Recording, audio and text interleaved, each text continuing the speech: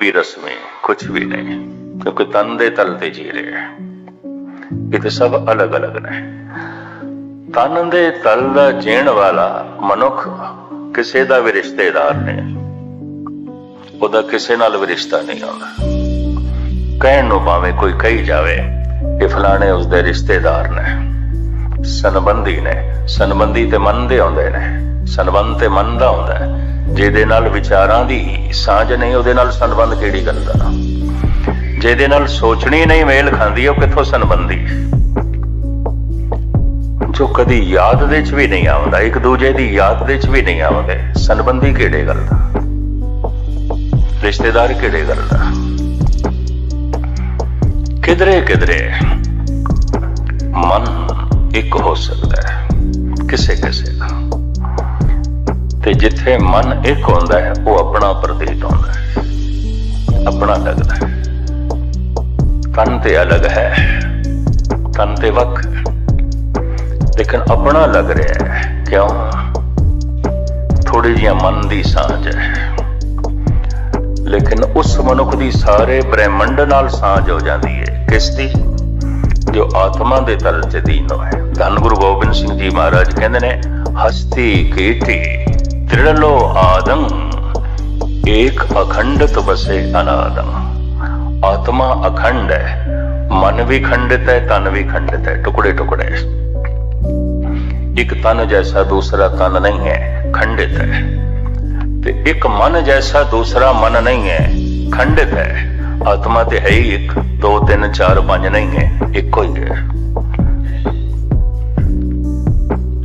जिवें ਸਾਰੀਆਂ ਹੀ ਮਛਲੀਆਂ ਪਾਣੀ ਦੇ ਚ ਨੇ, ਸਾਰਾ ਬ੍ਰਹਿਮੰਡ ਆਤਮਾ ਦੇ ਵਿੱਚ ਹੈ, ਪਰਮਾਤਮਾ ਦੇ ਵਿੱਚ ਹੈ। ਜਦ ਕੋਈ ਆਤਮਾ ਦੇ ਤਲ ਤੇ ਜੀਵਦਾ ਹੈ, ਉਹ ਤੇ ਕਹਿ ਉੱਠਦਾ ਹੈ ਸਭ ਕੁਝ ਹੋਈ ਹੈ। ਚਲੋ ਇੱਕ ਸਵਈਆ ਮੈਂ ਗੁਰੂ ਗੋਬਿੰਦ ਸਿੰਘ ਜੀ ਮਹਾਰਾਜ ਦਾ ਤੁਹਾਡੇ ਸਾਹਮਣੇ ਰੱਖਾਂ।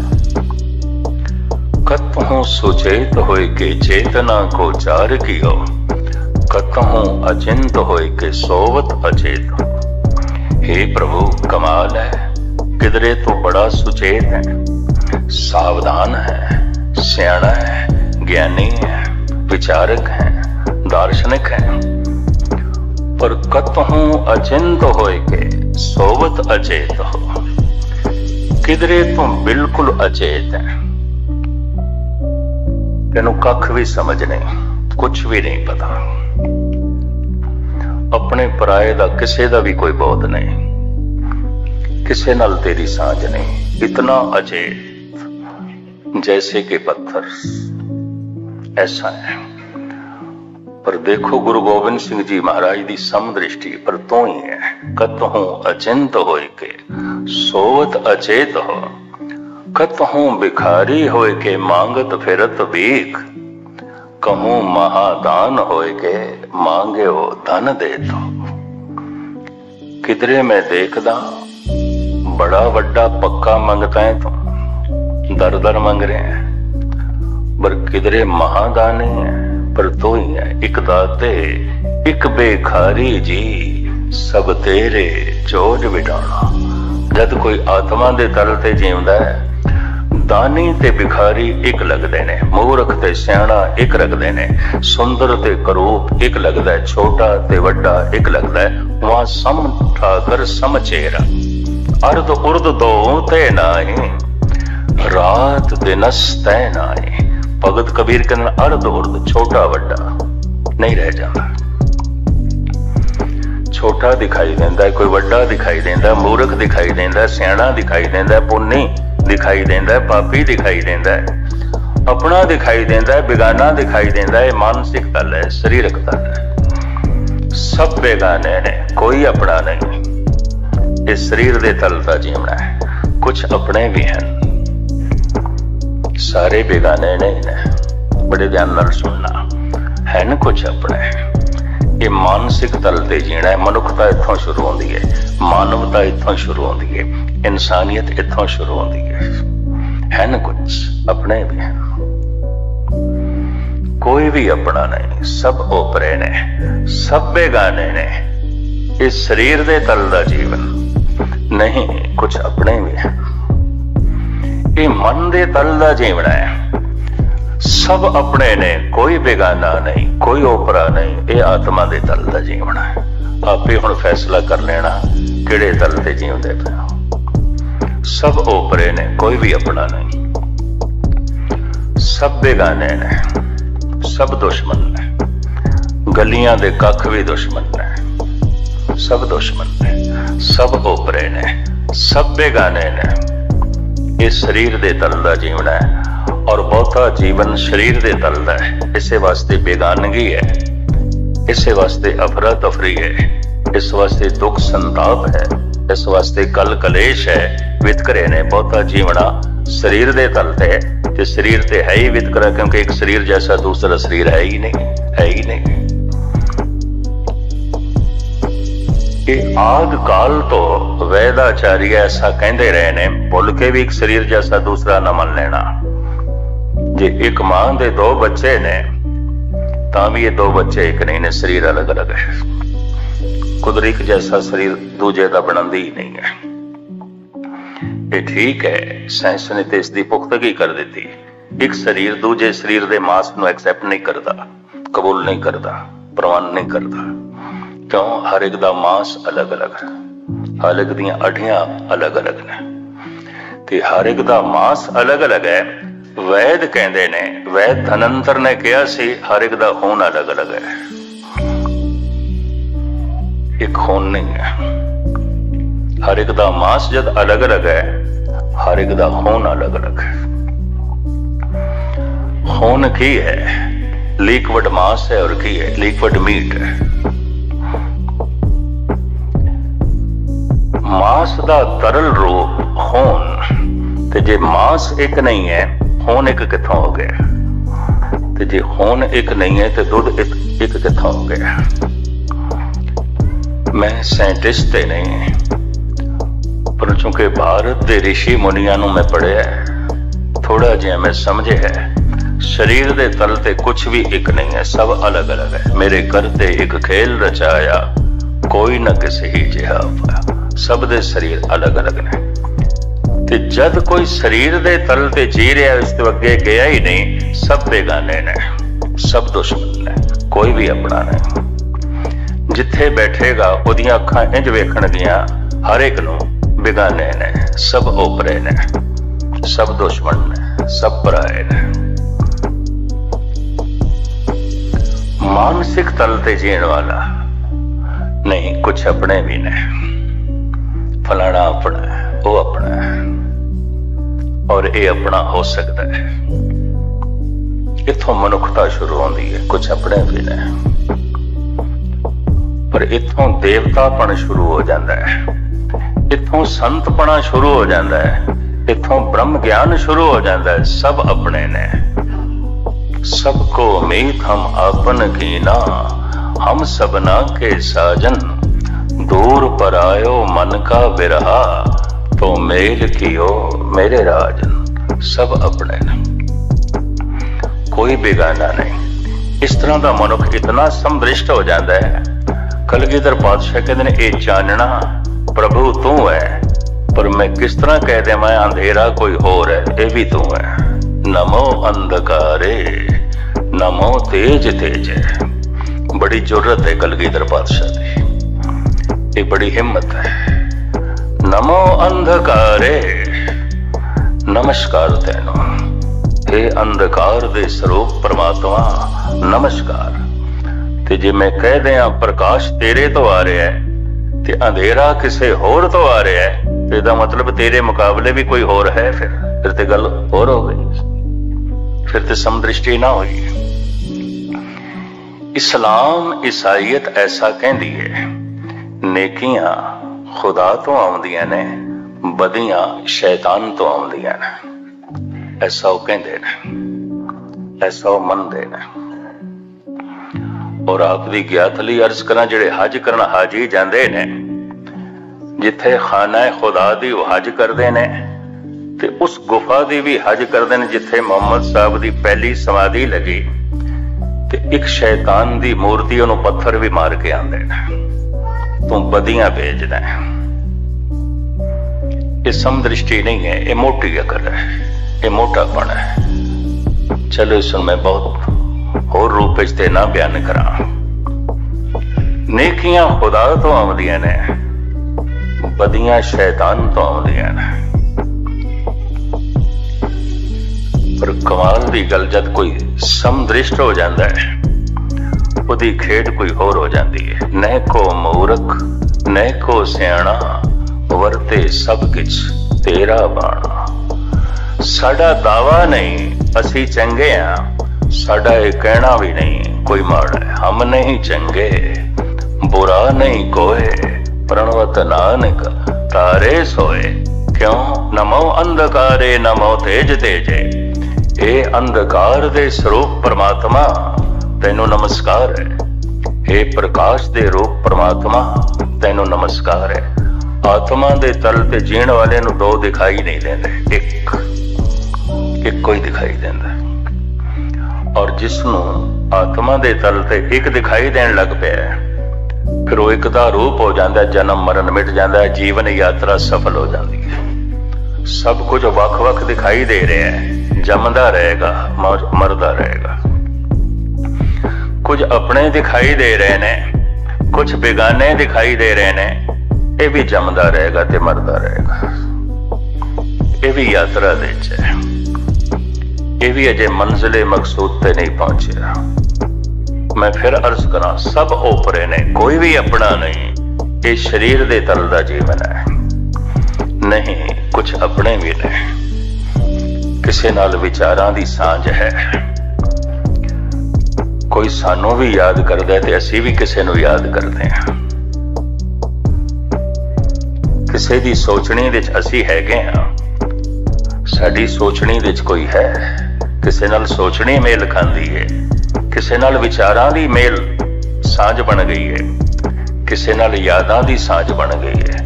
वो भी याद करदा है, असी भी याद करते हैं। कुछ अपने हैगे ने ऐसे, कुछ अपने ने। एक तीसरी दृष्टि, सब अपने ने, कुछ भी ओपरा नहीं। सबको मीत हम आपन कीना, हम सबना के साजन। दूर परायो मन का बिरहा, तो मेल कियो मेरे राजन। शेख सादी साहब कहंदे ने, सुनीदम के मरदा ने राहे खुदा। जिहड़े खुदा दे मार्ग ते चलदे ने, कहंदा मैं सुनिया, सुनीदम के मरदा ने राहे खुदा।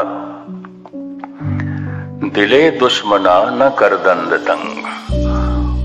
वो दुश्मन दे दिल नू भी चोट नहीं पहुंचाते। क्यों? दुश्मन दुश्मन नहीं दिखाई देंदा।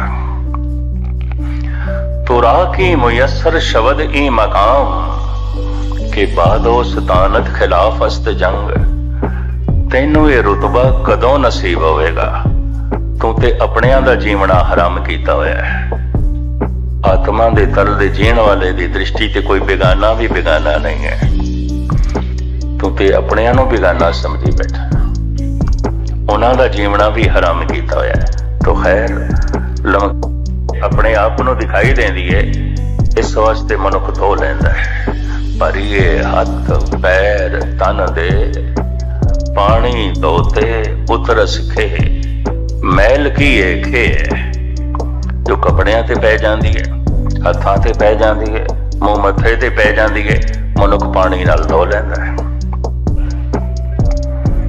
क्यों? मैल समाज नू नहीं चंगी लगदी। मुंह मथा मिट्टी नाल लिबड़िया होवे, आ जाइए गुरुद्वारे, सारे देखणगे, सारे सोचणगे इस मनुख दे च मनुखता नहीं है।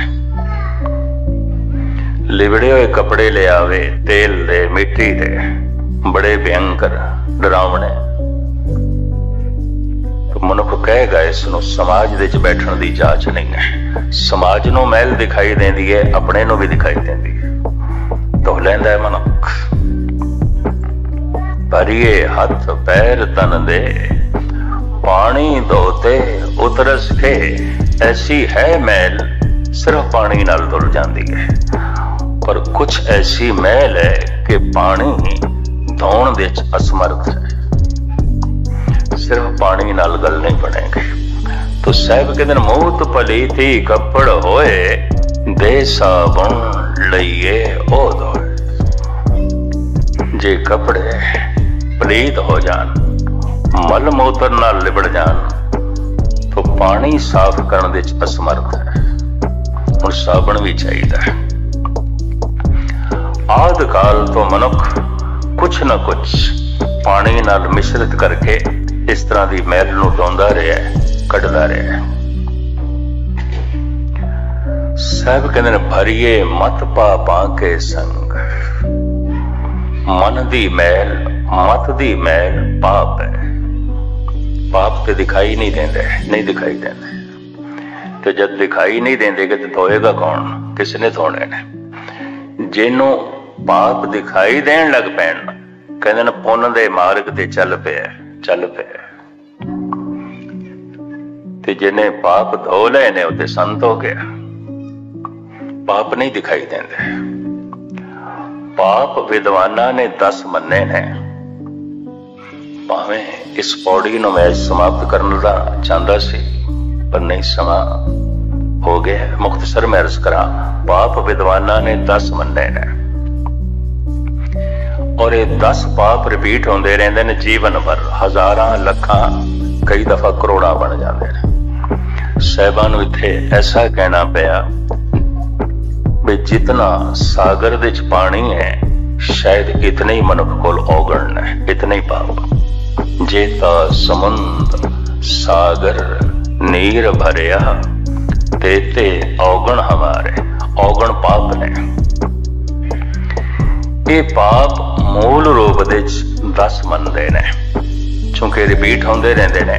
मनुख बार बार इन्हां नूं दोहरांदा रहिंदा है तो ज्यादा हो जाते हैं। 4 पाप जबान दे, 3 पाप मन दे, 3 पाप तन दे।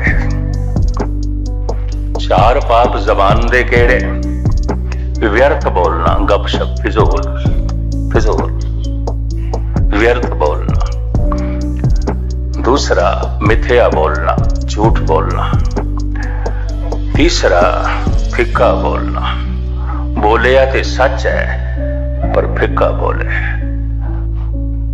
कह सकदा सी वे मित्रा तेरियां अखां कदों खराब होईयां, पर इत्थे सीधा कह रहा है तू कदों दा अंधा होया।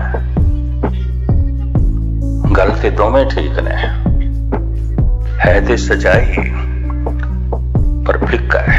ये फिक्का बोलना है, तू कदों दा अंधा होया। है ते सच्चाई, पर फिक्का बोलना है। नानक फिक्के बोलिए तन मन फिक्का होए। व्यर्थ बोलना, मिथ्या बोलना, फिक्का बोलना, क्रोध वश होके कौड़ा बोलना, ये 4 पाप जबान दे ने। कोई मनुख एक दफा फिक्का नहीं बोलता, एक दफा कौड़ा नहीं बोलता, एक दफा मिथ्या नहीं बोलता, एक दफा व्यर्थ नहीं, जीवन भर बोलता रहता है। ये 4 पाप जबान दे ने, 3 पाप मन दे ने। किसे दी जान बारे बुरा सोचना ते किसे दे माल बारे बुरा सोचना, खोण दी सोचना। किसे दी इज्जत आबरू असमत बारे बुरा सोचना, ये 3 पाप मन दे ने। ते बुरा मनुख एक दिन नहीं सोचता, एक दफा नहीं, जीवन भर सोचता है। किसे दी जान बारे बुरा सोचना, किसे दे माल बारे बुरा सोचना, और किसे दी इज्जत आबरू असमत बारे बुरा सोचना। ये 3 पाप मन दे, 3 पाप तन दे। किसे दी जान खो लेनी, किसे दा माल खो लेना, किसे दी इज्जत आबरू लुट लेनी। ये 10 दोख ने, 10 पाप ने, और ये जीवन भर रिपीट होंदे रहंदे ने। हजारां लखां बन जाते हैं, अनंत बन जाते हैं, और फिर कई जन्मां दे इकट्ठे होंदे रहंदे ने। पिछले धोंदे नहीं, अगले होर इकट्ठे करी जाते हैं। जीवन दर जीवन ये पाप इकट्ठे होंदे रहंदे ने,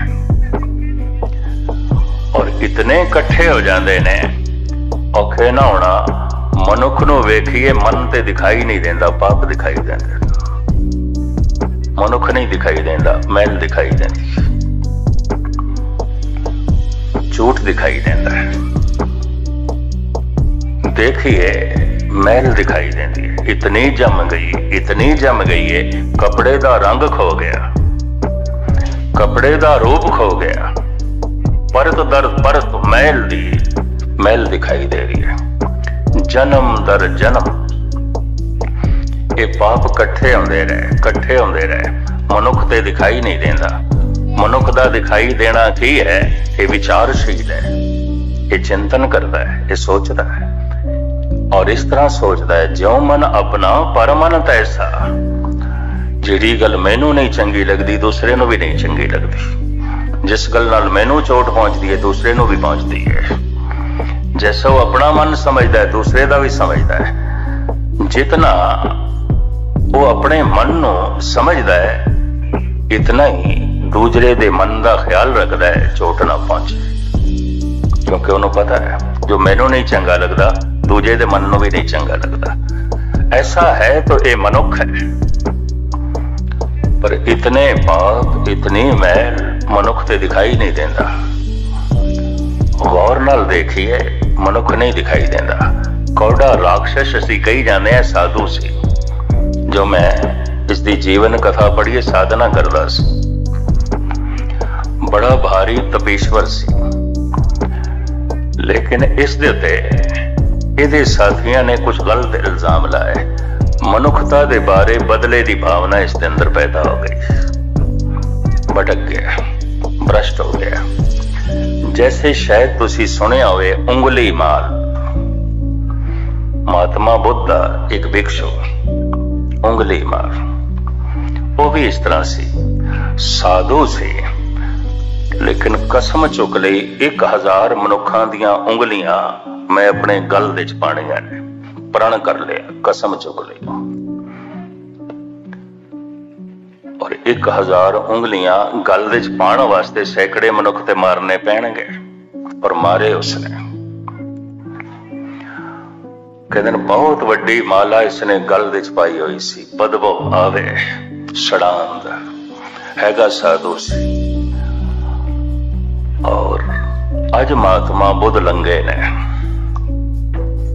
उस रस्ते तो जिथे उंगली माल सी, लोगों ने उधरों लंघना बंद कर दिता, मशहूर हो गया सी, उन्हें मार देना। लोकी महात्मा बुद्ध नूं रोकते हैं, ये रुकते नहीं, चले गए। सामने परछा लेके बैठा, दूरों देख रहे, मासूम चेहरा, अखां दे च पवित्रता। उंगली माल कहंदा इस रस्ते तो कोई नहीं लंघदा, तू भुलेखे नाल किस तरह आ गया? महात्मा बुद्ध कहंदे जान बुझ के आया, भुलेखे नाल नहीं आए, जान बुझ के आया। बरछा चुक लिया उसने, कहंदा अज फिर मेरा प्रण पूरा हो जाएगा, 2-3 उंगलियां होर रहिंदियां ने, मेरी 1000 उंगलियां दी माला पूरी बन जाएगी, तेनों मैं मारना नहीं छोड़ना। महात्मा बुद्ध कहते जरूर मारी, छोड़ी ना, पर एक निक्का जिहा कम तू कर दे मेरा, बहुत छोटा, बिल्कुल मामूली, और मैं खुशी नाल मरना कबूल कर लवांगा। की कम? इस सामने दरखत तो एक पत्ता तोड़ लिया, जिस दरखत दे थल्ले